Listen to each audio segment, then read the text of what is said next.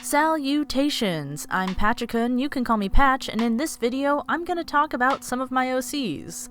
Since it's October and this tends to be the big quote-unquote art challenge month I feel like most people know and talk about, including OC-tober being a thing, I figured there's no better time than now to talk about some of my own characters. I'm definitely one of those people who has probably too many OCs overall. I tend to enjoy making a character for anything I really enjoy: games, anime, Dungeons and Dragons, etc. I even have a journal where I started to keep a list and some notes about a few of them. I haven't updated it in a while, but it does exist and I'll get around to updating it again one of these days. In terms of the OCs I wanted to talk about today though, I wanted to focus a bit on a couple of my main OCs. I feel like any artist out there who makes their own characters has a couple of main ones that they tend to enjoy drawing or focusing on the most, and I am certainly no exception. I think it kind of switches now and then a bit between which one I'm focusing on the most at any given time, but there's still a few that I always come back to or that I'm always happy to talk about. First up, I want to introduce and talk a little bit about one of my first ever OCs, and the one I have had the longest out of all of them, my Pokemon OC, Kari. Since I've had her for so long, she's obviously gone through quite a few changes over the years. I'll show a few old pictures of her on screen to give a comparison. If you're someone who's been around the Pokemon OC scene for a while, or even someone who's spent any extended amount of time on DeviantArt, you'll probably notice that a lot of my old images of her are edited pictures. And before anyone tries to get on me for tracing, I was a middle schooler with too much time on my hands, and these were all for personal use only to share my character with my friends. I know I did have a couple of actual drawings of her here and there, but most of them were done traditionally on loose pieces of paper I could get my hands on as a kid. I hope the 2 digital drawings I am able to find back when I had my first tablet will still suffice though. I honestly love having a character that's this old compared to some of my other ones in terms of how long I've had her, because I can really show how much I've improved over time with my art just by drawing her and updating her. And in a way, it's almost like having a friend that you get to see grow up alongside you, if that makes sense. To get into a few actual fun facts about Kari, while I do say she's gone through a couple of gym challenges over the years, I have also said that she's a contest coordinator and prefers Pokemon contests over normal battles. I'll admit that this was mainly because at the time I made her, as a kid who also loved the Pokemon anime, I wanted her to be a contest coordinator because I loved the contest episodes the most in the anime. May and Dawn were both a couple of my favorite characters in the show because of this as well. Kari's hometown is in Fort Tree City in Hoenn, but she actually started her Pokemon journey in Sinnoh. Fort Tree City is just one of my favorite towns in Pokemon. I always thought the idea of a town that was mostly tree houses was really fun and neat. And the gym leader of Fort Tree, Winona, is also one of my favorite gym leaders. And with being so close to Lily Cove, which is known for its Pokemon contests, this felt like a good fit. Generation 4 and Sinnoh were the point where I feel like I was the most into Pokemon as a kid though, and Diamond was the game I was playing the most at the time, and that was a big reason to put her start in the Sinnoh region.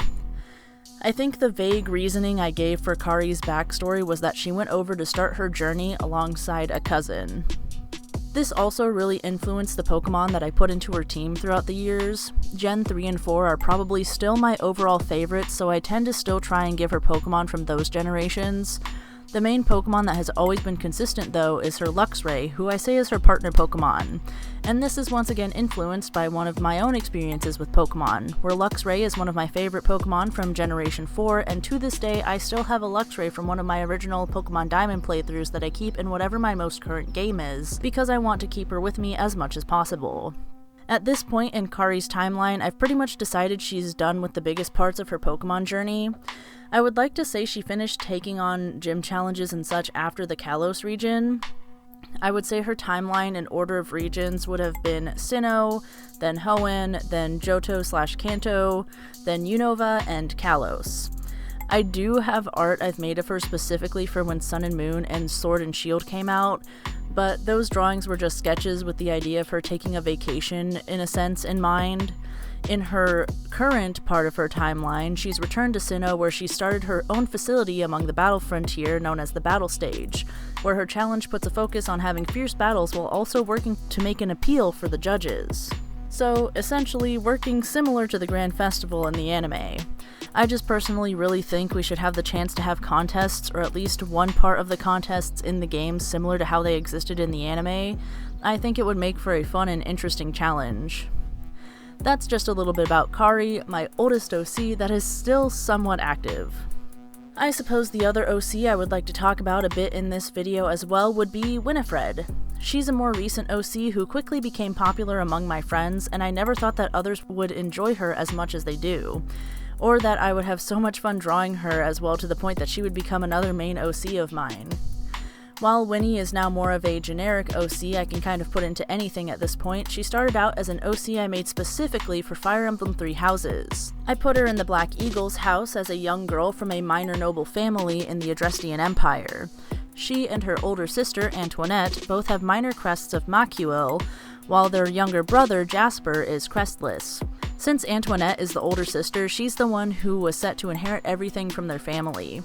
This meant Winni would have to figure out what to do for herself to spur her own success and livelihood without just getting married off to a higher-ranked noble, of course, and this is why she chose to go to Garrick Mach and the Officers' Academy. Skipping ahead to talking about her post-time skip a bit, I ended up deciding that her canon class would be a Dark Flyer. While I realized that that is technically a class only for the DLC and the Ashen Wolves at the time it came out, it's one of my favorite classes in Fire Emblem overall since it combines my two other favorite classes of Mage and Pegasus Knight.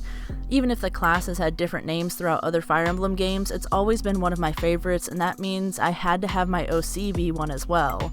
And for the record, the name of her Pegasus is Nightshade. A few other notable things about Winni are that she loves gardening and even keeps a little book with her own notes about it. As an extension of that as well, she's very fond of the language of flowers. I would also say she likes sweets, but prefers more things like fruit and sorbet over chocolate. While I haven't had her as long, her design definitely did change a bit over time as well. One of the biggest changes I made for her was her post-time skip design. I still like her pre-time skip design and think it's fun and fits her, but when I first made her post-time skip design, it was actually more of an afterthought. So I eventually sat down and made an actual design that I enjoyed and knew I would have fun drawing. I had even put together references of various versions of the Dark Flyer, armor, and designs from different games to pull inspiration from. Overall, I'm still pretty happy with her design and everything, and I still find her fun to draw when I get inspired. Anyways, that's all I really have to talk about today, two of my favorite OCs that I have. I hope that you enjoyed seeing some art and hearing a bit about them as well. I suppose, if you're curious, feel free to leave a comment asking about them or about my other OCs and if you'd like to hear about them. As my friends know, I could honestly probably talk about my OCs for hours.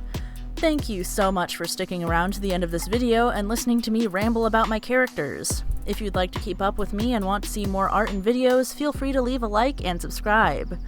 Farewell for now, and I'll see you somewhere on the internet.